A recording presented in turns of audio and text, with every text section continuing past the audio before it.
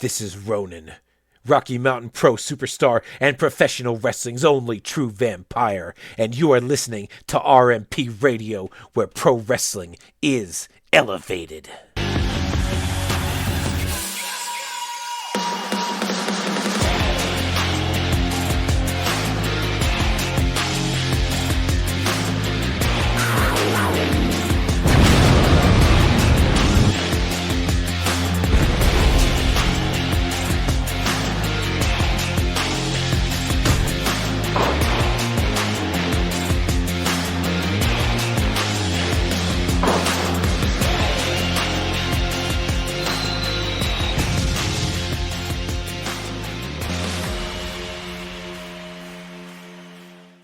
RMP Radio is back on the air. Hi, I am your host, Mr. Fourth Row, and joining me on this edition, we're going to have Owen is going to get it going.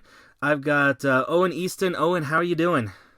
I'm doing good, man. How are you doing tonight? I'm doing great. I'm excited to have you on RMP Radio, and like we do here on RMP Radio, we get to kind of go a little more freestyle, get to know a little bit more about that person behind the wrestler, what they kind of do outside of that wrestling ring. And one of the big things that you told me that you like to do, and when you do get some time away from the ring, you're a pretty outdoorsy type of person. You like to fish and boat. How did you get involved in that pastime? Those pastimes. Yeah, fishing and being on the water. My mom, when I was born, pretty much said I was just meant to be in the water. So everything to do, I was ready to go. My dad was a amateur angler back in the day, so we were always fishing on the weekends whenever we had a chance. And then my dad asked my mom to marry him in Lake Powell, and so that's just been our go-to place forever, and I call Lake Powell heaven on earth. So you go there, if you're having any issues, you just look at the water and everything is lifted off your shoulders. So that's just how I've gotten big into the outdoorsy boating, fishing world, just because it's just what I grew up in. Yeah. What was it that you said your dad was a amateur angler? What was it that he liked fishing for? He's always been a bass guy. Okay. Always looking for the biggest bass. So wherever we went is where we were trying to find the world record. Never found it. Haven't found it yet, but we're about to. So did he actually get into any tournaments, or was it just more of, when you say amateur, was just because he just really enjoyed it? Mostly that he really enjoyed it. He tried a couple of them. Yeah. But he morely just he said he tried a couple tournaments, and it took all the fun out of fishing. Oh, yeah. So he kind of just said, "Hey, I'd rather take my family up, and we have fun and catch fish and do it the right way instead of, it has to be done this way, and this way, kind of a thing." Gotcha. Oh, so what about yourself? What is it that you like to fish for? Is it still bass, which of course is probably the most popular? But... Yeah, I do love bass. I mean, you give me a pole and whatever I catch, I'm gonna give that fish a kiss on the lips, because it's amazing, and it's just a great feeling having anything at the end of it at your fishing rod. Yeah. So as long as I have a pole in my hand and on a boat, I am okay with whatever happens. Yeah. Now, are you, kind of maybe a hot take type of question?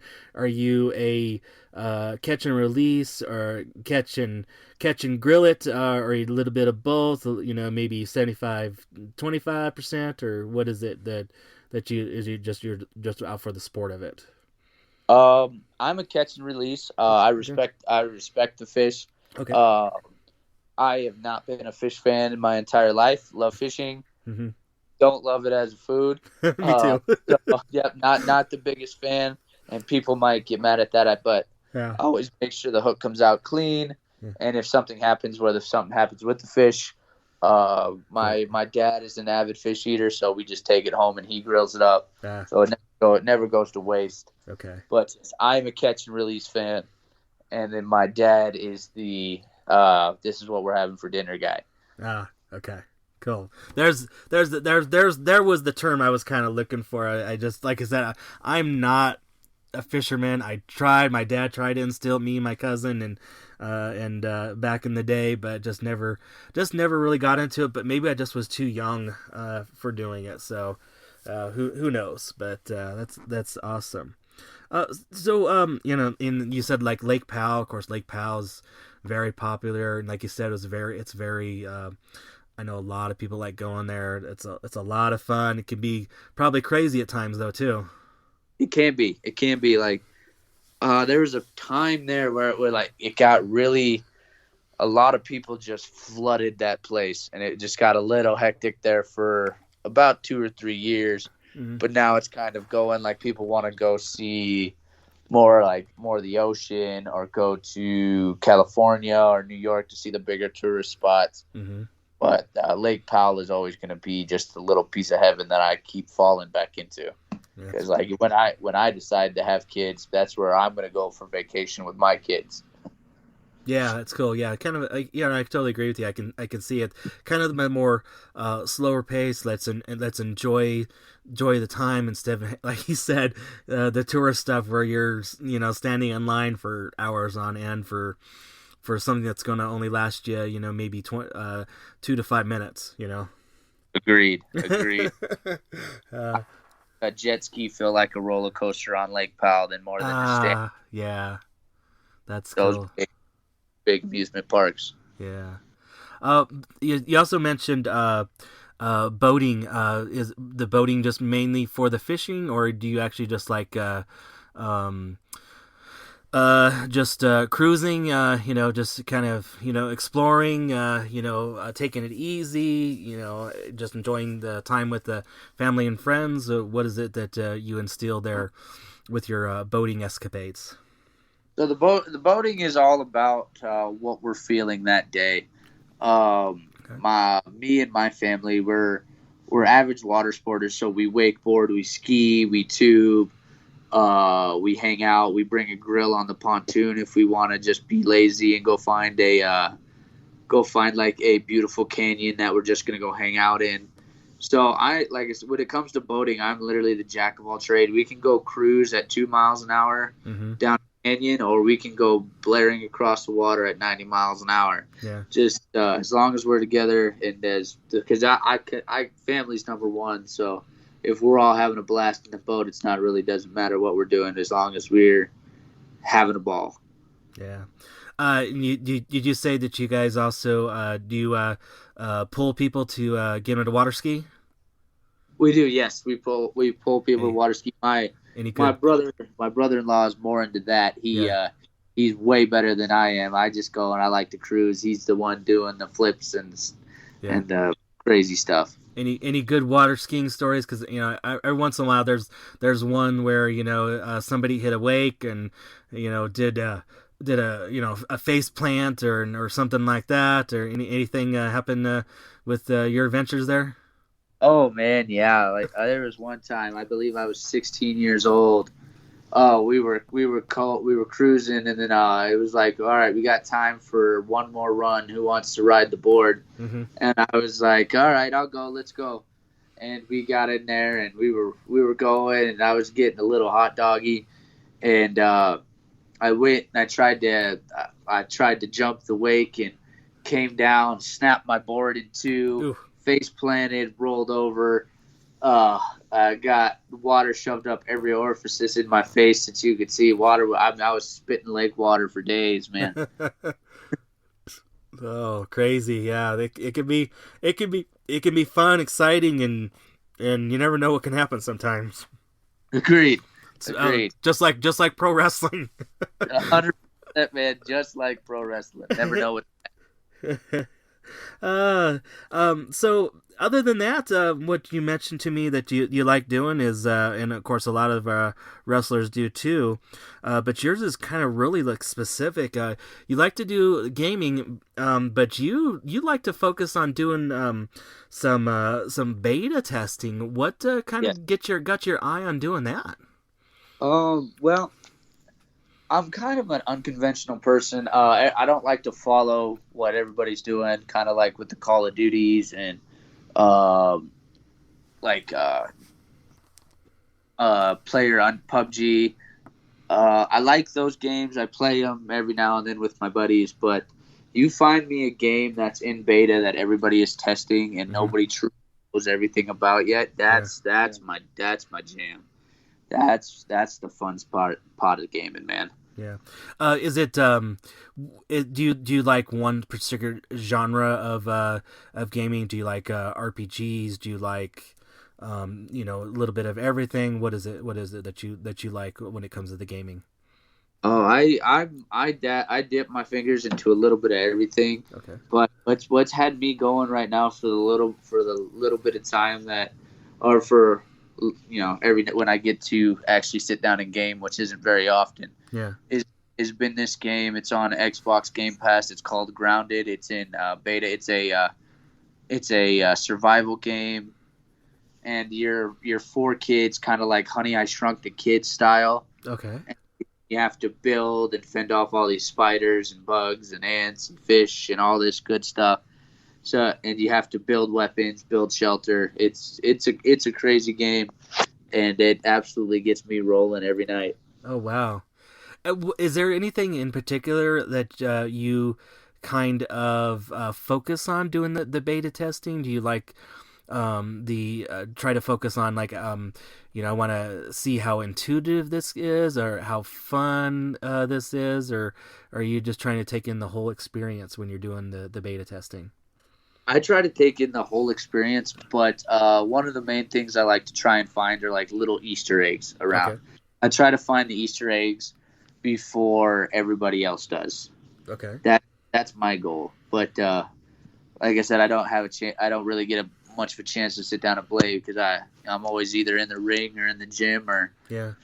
doing other crazy stuff with my future wife. But yeah, I try to find every Easter egg before everybody else does. Yeah, leisure time is a rare commodity when it comes to the world of professional wrestling, because you've got stuff that you got to do to support you if you're not one of the big guys signed to the big contract. I mean, would you agree? 100% agree, and that's kind of where I'm at right now. Because when I'm not pro wrestling, I got a job. I got a job as well, and but pro wrestling is definitely number one. So every day that when I do get the 1 to 2 hours off, that's what you'll catch me doing if I'm not fishing. That's great. Yeah, and then you did also mention one of the other things you do if you're not wrestling, you're also in the gym. What is it that gets you into the gym? What is it that makes you feel good being there if it's not in the ring? So being in the gym, one of my best friends is a trainer at the gym that I go to, and we just try to outdo each other. Who's stronger in that day, which I hate to admit he does bodybuilding and lifting and for a living. So he's got me beat in a little bit of those areas, but my thing is just progression. If I see that I'm getting bigger or a lift is getting better, that's just kind of what it is. It's just if it's bigger, if I look bigger, if I look stronger, if it goes up easier, it's just what I shoot for. And I'm a little guy. I say little guy. I'm not a tiny guy by any means. I'm 5'8". I'm 222 pounds, so I'm not a small guy. But now I'm just trying to get to the level of to where I could look big next to say Damon Ace or a filter, or man, even Alex Corrente is massive. So for his size, so I just want to be able to look the part and be able to hold my own against these top dogs here at RMP. Right. Yeah. That's why the gym is so important to me. Yeah, I was gonna input. I was gonna just say you're only small in height compared to those guys. So I I always joke that I'm 5'9", and I always joke that I should have got on a box or a step stool or something when I had my picture taken with filter. Just because he's probably the tallest guy in RMP, and so it's just it just towers over us people that are still in the 5 foot section. 100%. He is a mountain of a man. So it's just like it's crazy. Yeah. Yeah, that's great. Your friend that's in there with the gym with you. Do you consult with him about, hey, I'm doing this pro wrestling thing? You have any exercises or things that you think that could help me out with the wrestling? Yeah. Yes. I have him. I have books and stuff that he has told me to look at, and he is literally like an Einstein of gym ethics and physics and all that good stuff. He is literally an Einstein, and it blows my mind all the stuff he knows. I make the joke he's forgotten more than I'm ever gonna learn. So yeah, I literally pick his brain, and he actually was my MMA coach. Oh, okay. For my whole, me and him have been at the hip for, oh man, at least 6-7 years now, just at the hip. And he got me down to 145 pounds when I was fighting, and now he's building me up to look big for pro wrestling. So the man is an Einstein in his craft. Oh wow! So that's great. I'm glad you kind of brought that up. What's it like to you? I would guess psychologically, knowing that when you were fighting MMA, you were that low, and now you're. Like you said, you're about 60 pounds heavier to do the wrestling, which we breaking the fourth wall. We do know that it's a little better to have a little bit more weight when it comes to the wrestling. Just to you be able to take the punishment of a match and the grind and just even the training as well. So what's it like that like I said, psychologically for you to know that this is where you were when you were fighting, but now you're doing the wrestling thing, and you've got to you do have to carry that much more weight, or that you're wanting to, you're needing to. I get you, yeah. So when I was fighting at 145 pounds, the psychological point was it was at 145 pounds. I felt like Superman because I was always biggest guy in the weight class. Is what it felt like to me. Okay.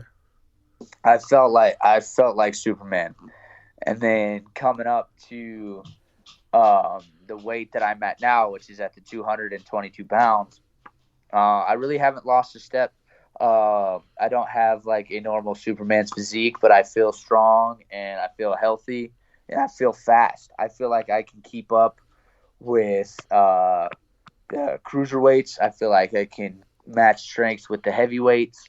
So I mean, it's still me figuring it out where I need to be, but I feel confident enough that I'm fast enough to keep up with the smaller guys, and I'm still strong enough to throw around with the big guys. Oh, that's awesome.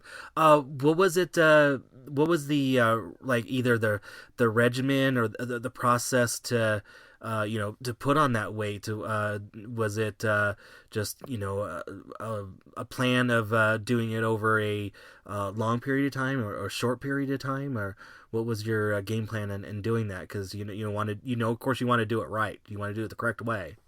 Yes, and my what I was told was just go eat. Don't eat stupid, but eat clean and just keep eating. So there was a time where when I first started on putting on weight, where I was eating close to 8,500 to 9,000 calories a day of chicken, steak, rice, and vegetables, just throwing about 6-7 meals down a day, which equaled up with a couple protein shakes of mass gainer that I was taking up to 9,000 calories. Oh, wow. Yeah. So, and I put on too much weight a little bit too fast, because I went from fighting at 145 to blowing up to 240. So I put on 100 pounds in the course of a year, which was not good. And now I'm back to the happy medium where I wanted to be, which is at the 222 pounds. Okay. So it sounds like maybe your body you adjusted or needed to take a little bit of a let's back off a couple steps here and go let's go here. Well, that was it, because that was it. 'Cause when COVID hit, we had to shut the school down for a little bit. Yeah. But then they shut the gyms down. So instead of working out, all I was doing was eating the 9,000 calories and not really working out. Right.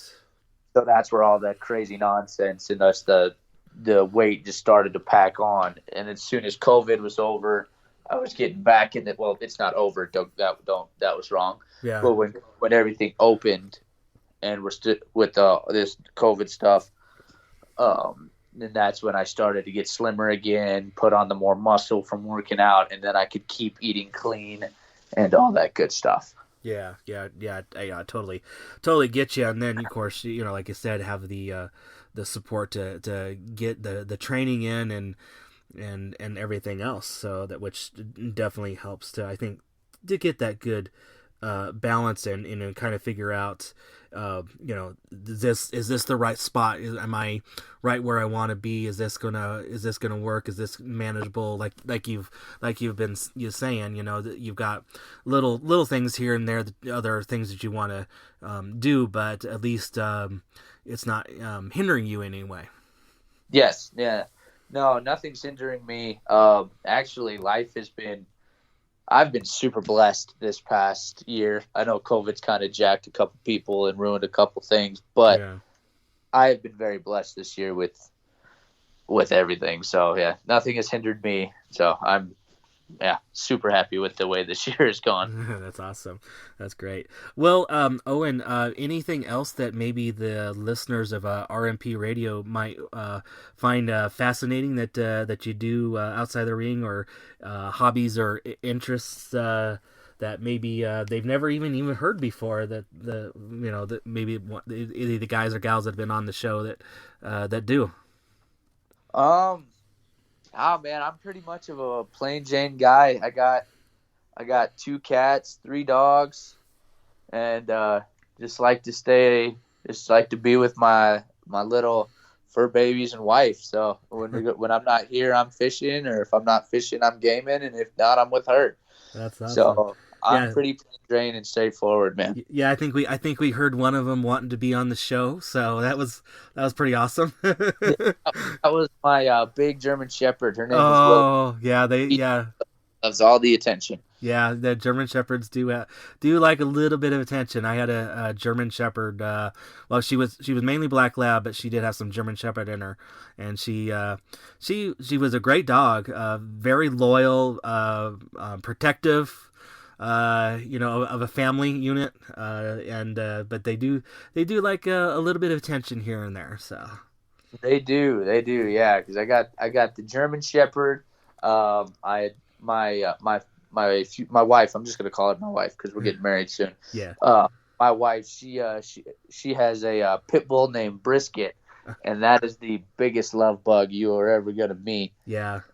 Love her to death. And then I have the protector of the house. Actually, he is my 15-pound Shih Tzu, who is the baddest, biggest dog in the room.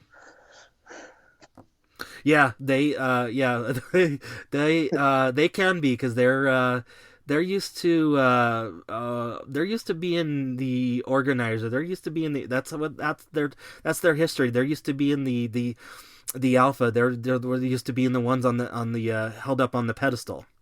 Yeah, and he's the man of the house pretty much when I'm not around, and he's 15 pounds of fury, and I named him Brutus for a reason.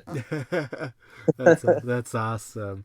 All right, well, I think that might be a good place to wrap this edition of RMP Radio up. But before I do let you go there, Owen, people wanted to just kind of keep up with you, what you've got going on in the wrestling world, like out there on the social media. Where could they follow you at? Most definitely. I do most of my work through Twitter and Instagram. I just believe they're the higher places to be when it comes to getting out there and getting people to know you. Mm-hmm. So on Twitter, you can find me at Easton Owen at RMP. So Easton Owen RMP. That's what you can find me on Twitter. And then Instagram is Owen Easton RMP. Awesome. All right. Okay. Well, thank you once again for coming on, and we'll be seeing you at the next RMP show. I will be there and looking forward to seeing you. Once again, a big, huge thank you to Owen Easton for coming on to this edition of RMP Radio and letting all of us know what he likes to do outside of the wrestling ring. So catch him each and every one of the Rocky Mountain Pro shows coming up here in the future. Well, before we get out of here, let's pay some bills like they used to say back in the day. You want to get some merchandise of your favorite Rocky Mountain Pro superstars? A few different ways that I want you to do this, and one is a very specially important to me and do it true to my heart. If you guys all know the inside baseball terms I'm trying to play there, but what I want you to do, if you're listening to this, head over to rmpwrestling.com, click on the merchandise link, or if you're in the amazon.com website or the Amazon app, search for Rocky Mountain Pro. You'll be presented with a few different choices of things you can purchase. Additionally, check with your favorite Rocky Mountain Pro superstars. See if they've got a Pro Wrestling Tees website, a Brainbuster Tees website, What a Maneuver, things of that nature. And if you are attending the shows in person, come hit up the merch table. There's all kinds of great things you can purchase that may or may not be available online to purchase, and it's always fun to get them in person from your favorite Rocky Mountain Pro superstars, if I can be a little bit self-serving there. All right, upcoming events. We got an upcoming event coming up here on Saturday, May 8th at the Fast Performance Center. You want to get tickets to that, head over to rmpwrestling.com or click on our Facebook page, or if you're an Eventbrite website or the event app, turn on the notifications for Rocky Mountain Pro, and you'll be notified as soon as tickets get posted, and you can purchase them right then. This upcoming Saturday, May 8th, though, we also got a special meet and greet with the Navajo Warrior, so if you want to get that, you can purchase tickets for that additional meet and greet right there as well. In the meantime, you want to watch us, please give us your support at twitch.tv/Rocky Mountain Pro. If you're an Amazon Prime subscriber, you do get a Twitch subscription automatically included in your Prime membership. Now, if you do not have an Amazon Prime membership, or if you've got your